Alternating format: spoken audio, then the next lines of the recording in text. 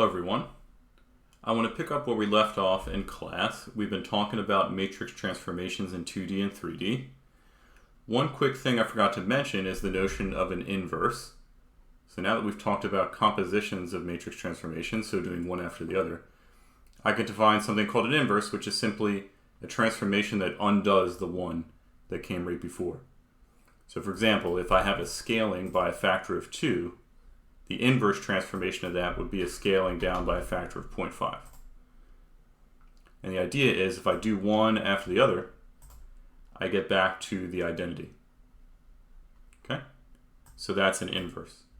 Just to show one more example, let's say that I rotated counterclockwise by 45 degrees, which if you remember is roughly this matrix. Well, I could also then rotate clockwise by 45 degrees, which would be this matrix. So let's look at those.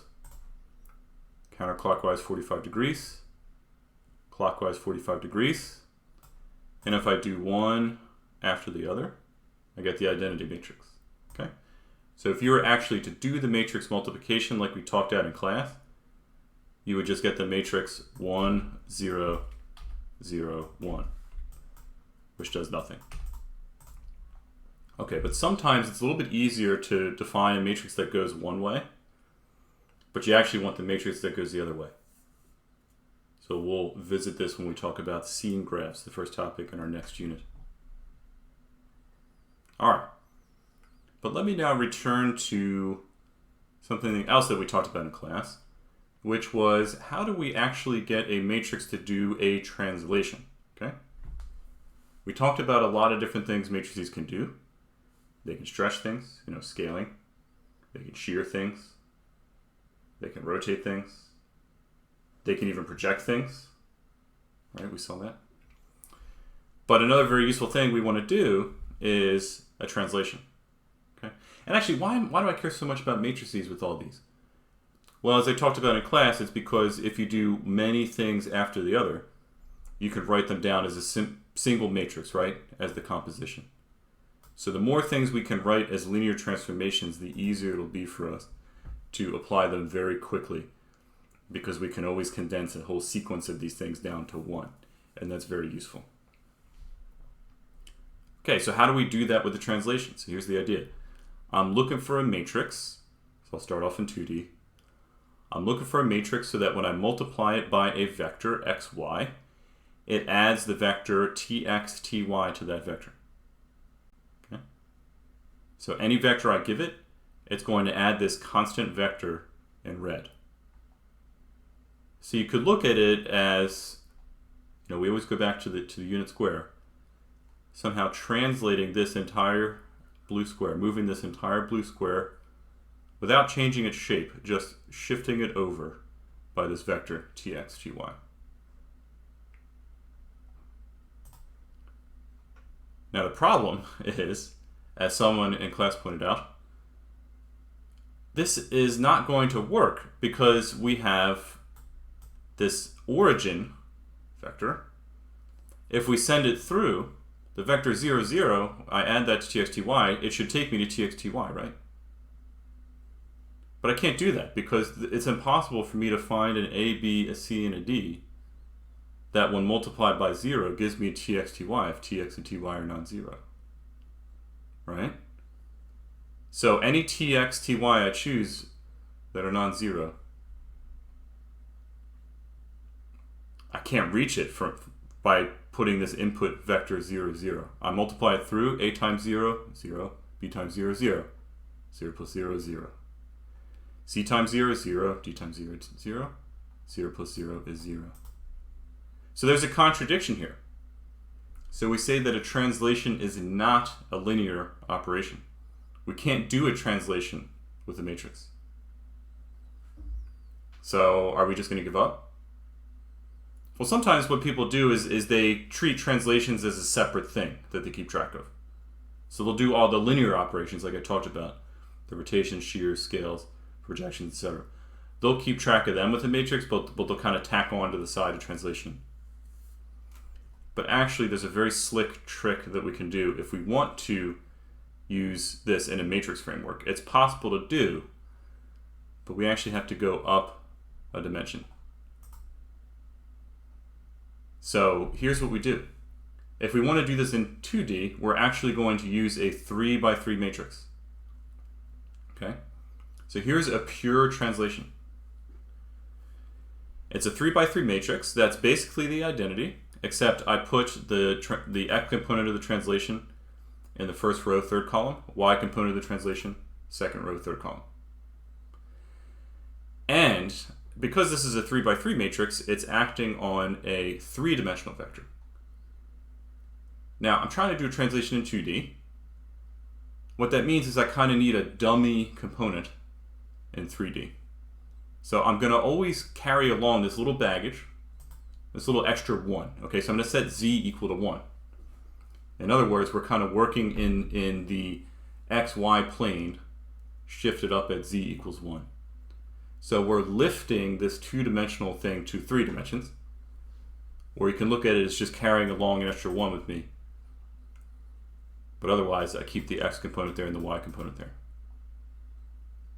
Okay, so if you go back and look at the definition of 3-dimensional matrix operations, what you'll see is, okay, I multiply this through.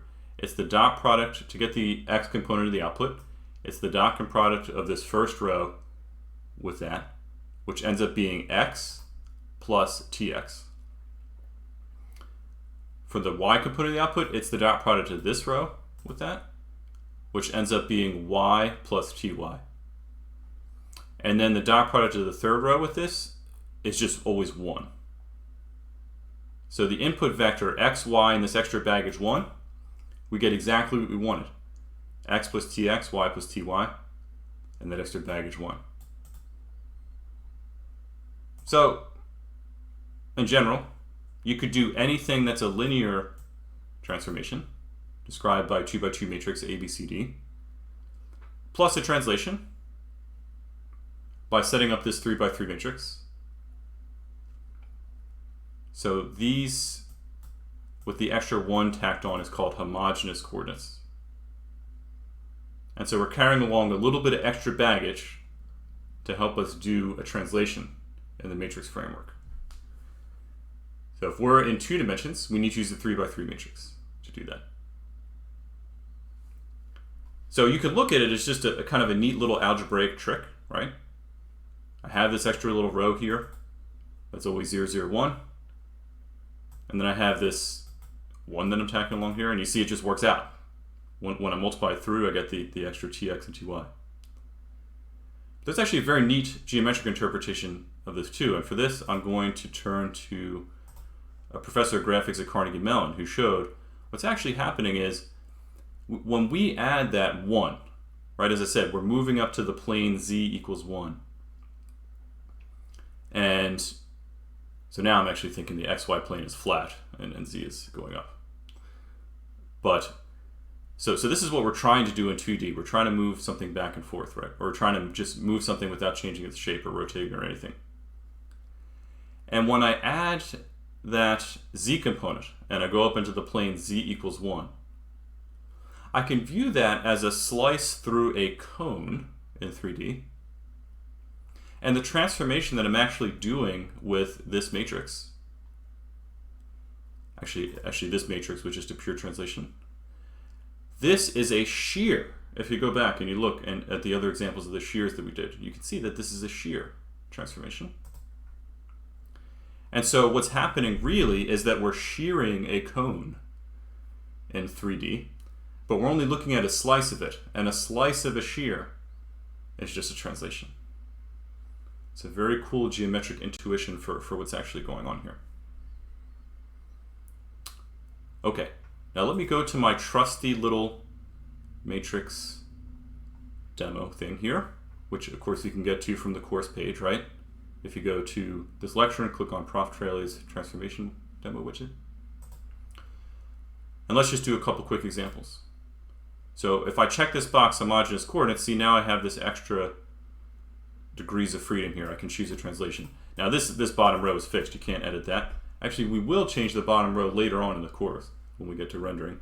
But for now, I'm going to keep that bottom row fixed because I'm just trying to do a pure translation with that. Okay, so let me say I want to move this square up by the vector 1, 1. So there we go. Cool. Let's say that I actually wanted to rotate it first, then move it up. So I'll do that. So I'll rotate it by 45 degrees because that's my favorite angle. Whoops. 45 degrees and translate up. Okay. So this is showing doing them both at once. Of course, I could do any linear transformation. So I could scale by 2 and then go up, and so on and so forth. All right. Now, in 3 dimensions, it's exactly the same thing. But now we have to go to a 4 by 4 matrix. Okay, so we go up 1 dimension, but the rules are all the same. The upper left 3 by 3 part is going to be whatever linear transformation I wanted to do. So let's say I was going to do a shear transformation. So here's a little shear I had. But let's say that I also wanted to move this up along the y-axis.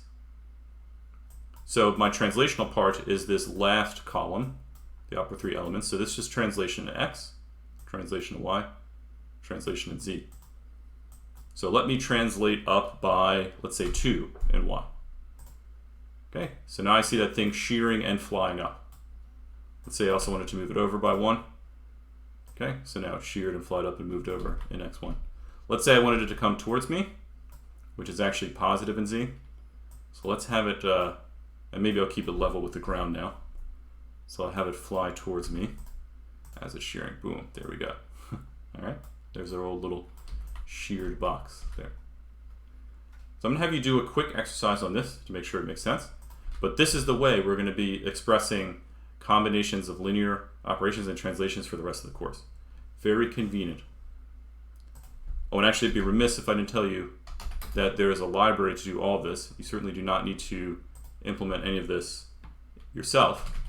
If you go to, for 3D, Mat4, whoops, this is the source code. The geometrics library can do all of this for you. Okay, so there's a Mat4 object, which can do all the multiplications, and there is even some convenience methods where you can pass along, like if you want to make a matrix just from a translation by a vector, you can pass that.